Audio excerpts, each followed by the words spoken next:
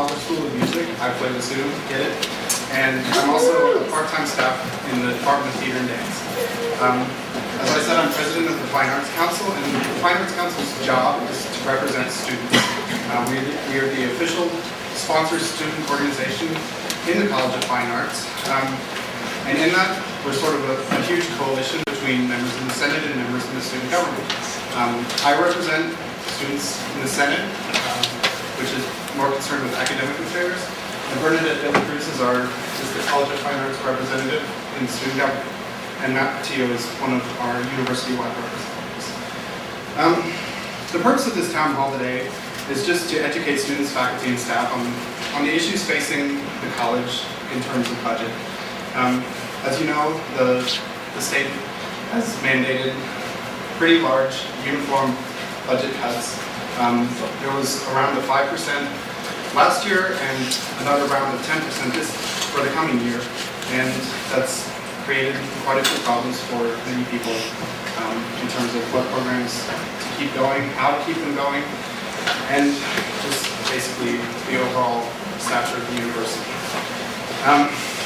So, this town hall, we're going to have Dean Dempster and Dean Cothlow, who are the big central money people in the college. And then we'll have each of the unit heads, Brent Pope from Theater and Dance, John Yancey from Art and Art History, Glenn Chandler from Music, and Kathy Pano from Texas Performing Arts come up and give a brief overview of how these changes are affecting their departments. So, I guess we'll just start it off with Doug Dempster. I'll be very brief. Let me thank Adam for putting this together and being a terrific Fine Arts Council president.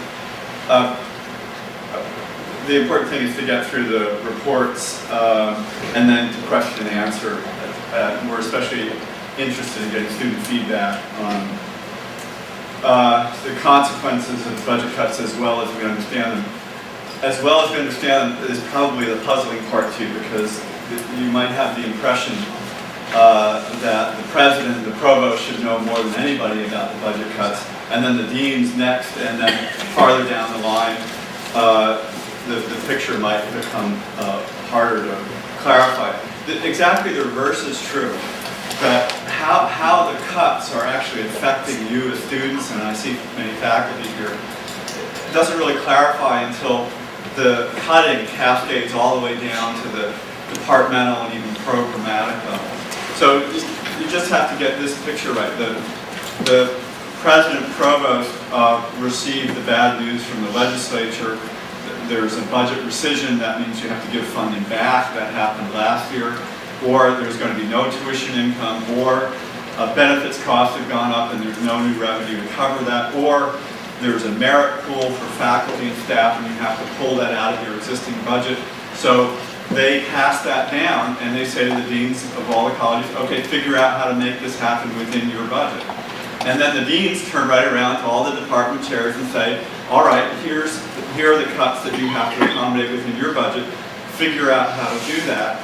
And now these heroic department chairs and directors are trying to figure out how to accommodate those cuts in a way that minimizes the effect, first and foremost, on students and instruction progress to a degree. So you're really going to hear more detail than I even know tonight about what the department chairs and directors are thinking about how they're going to accommodate. I'll just say quickly, it's a 10% cut in the university appropriation from the legislature. That's $330 million, so figure it to be $33 million being cut from the university budget.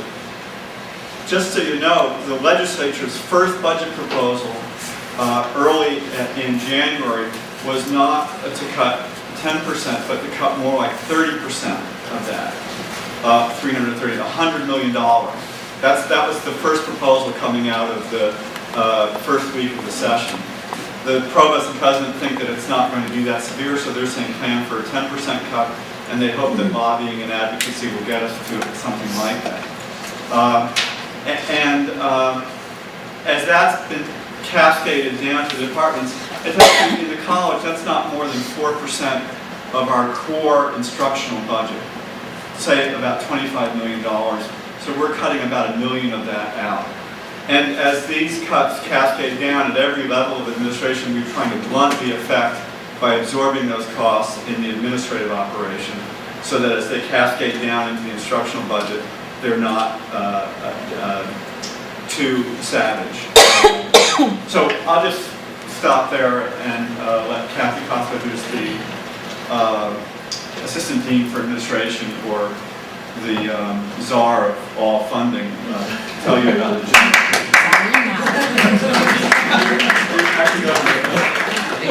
Arena. Yes, arena.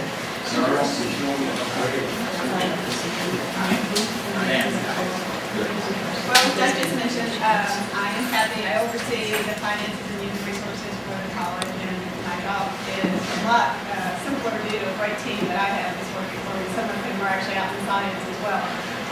Kathy, can you talk a little bit louder, because the air conditioning vents are really loud at some point in time in this room, so you can't hear back here as well. Okay. What I wanted to do is just talk about the overview of the College of the Fine Arts budget, as well as a highlight of some of the budget reductions. This hopefully will help as the chairs and directors begin talking about their specific cuts and the impact that it has. The first slide you're looking at is the budget for the College of Fine Arts for this current fiscal year.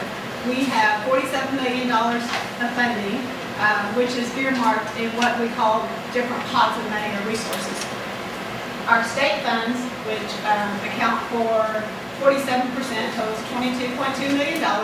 This is funding that we receive from the legislature. It comes in from our state taxes, as well as funding earned income that comes off the permanent university fund. We have another $2.9 million from our tuition and fees, and we also have designated funds.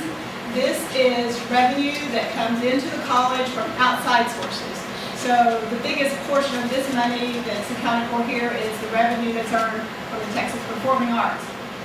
We also have included in that, for example, would be conferences or symposiums that are held, the summer programs that are offered by the Butler School and Theater and Dance. This is, again, outside revenue that comes into the college. And last sort of pocket of money that we have is our gifts and endowments. This is $8.8 million and 19%. This is money that comes into the college from our donors. Quite often it's restricted for very specific purposes. It funds a number of our scholarships and fellowships, as well as the faculty research and travel allocations. So sort of just a general overview there. I realize some of the things got cut off over down there. Now, how do we use that money? This slide shows how our funds are budgeted in terms of the different types of expenses.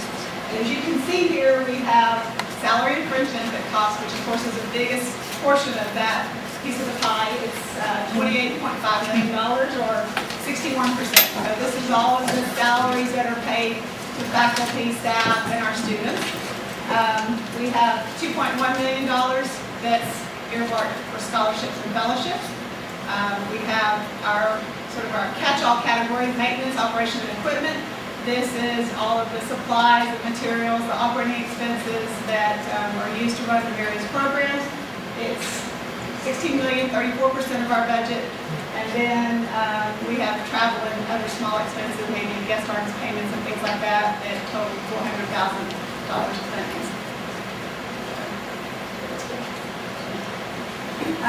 This is really to highlight the need of why we're here, and that's to talk about the budget challenges.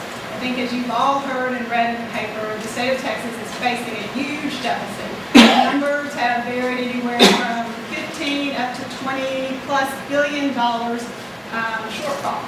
All agencies across the state of Texas are being impacted. The Health and Human Services, criminal justice systems, Medicaid, education. Obviously, you're hearing a lot of the K through 12. It's also impacting higher education. As you may recall, last May, the university actually cut from its budget $14.6 million. What happened was most of this cut, this 5% budget reduction, was actually funded by central administrative offices. That included, for example, the president's office or the vice president for financial affairs, legal affairs. They took the brunt of that cut. And so the schools and colleges across campus had a very minimum reduction. It was about a 0.2% budget reduction. For the College of Fine Arts, that totaled about $52,000. But what we also had to do is we were planning for our budget for last fiscal year. We were asked to fund internally a 2% merit pool. So what this required was the actual reduction of state resources, because in previous years when we haven't had budget challenges, anytime the merit pool was provided to most of the faculty and staff that were paid on state resources, the university provided that merit pool. This past year, knowing that there were budget challenges, they asked the schools and colleges to actually cut out of their funds a 2% merit pool. For the College of Fine Arts, this equated to roughly a $425,000 reduction. Knowing that there were budget challenges, again, we were all sort of prepared for a long-term planning and reduction, less resources. We began looking at vacancies that were happening. So in the cases of staff positions that became vacant through retirements or the person deciding to leave, we were looking at the various staff positions and making some decisions on what was that particular staff member providing. Do we have to possibly cut services that the staff member did or reallocate some of those duties? The Dean's Office alone last year actually reduced our staff by 4.5 full-time equivalent positions. I know the other units as well, probably the same thing occurred in their areas to be able to handle the budget reductions that they were facing. We also began implementing cuts across the operational areas. We cut our travel budgets, we cut our entertainment budgets, again, all sort of in preparation for the next round of budget cuts for next year, which, as has been announced, is the 10% budget reduction. For Fine Arts, this is 10% of our state appropriated funds, $1.1 million. I'm listing here some of the sort of general ideas we're looking at. The chairs and directors will go into more detail in their areas, but part of the way we're looking at funding this is the recouping of that merit pool that we identified in last year's budget, because that's one way the fact that we did not staff, and most of the staff actually have gone 2 years now without a salary increase. There was a one-time merit that was awarded to our staff members in the fall, and we had a few select faculty members in last year that received kind of mid-year increases. I think we had less than 1/3 of our faculty actually get permanent salary increases. So the merit pool that we identified in hopes or anticipation never really came to fruition. So we're going to be giving those funds back in next year's budget. In addition, the college offered a faculty exit incentive. I think there were 2 other colleges on campus that also had an exit incentive program. We provided a list of eligible faculty members, and if they qualified, they could sort of exit. We weren't mandating the retirement, they could exit, leave the university, and receive 1-year compensation for a minimum of $75,000, whichever was greater. And we had 6 faculty members in our college who accepted the exit incentive. We are anticipating that as we look at our budgets and compare instructional costs and expenses, that somewhere probably 4 to 6 of those lines won't be refilled and will be returned back as a funding source for the university. And we're going to continue to again look at staff attrition. When positions become vacant, making decisions, how critical is that position to the mission, to the services that are being provided, to decide whether that has to be refilled, maybe postponed, or consolidated in some fashion. And again, we'll be looking and continuing to reduce the entertainment and travel expenses and operational expenses. So, that's all I have. I'm not sure who's next. Next is Brent Pope with the Department of Theater and Dance. Thank you very much.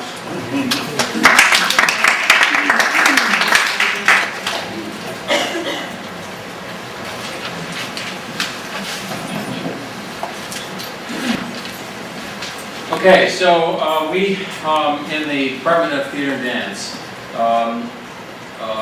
Kind of going along with what Kathy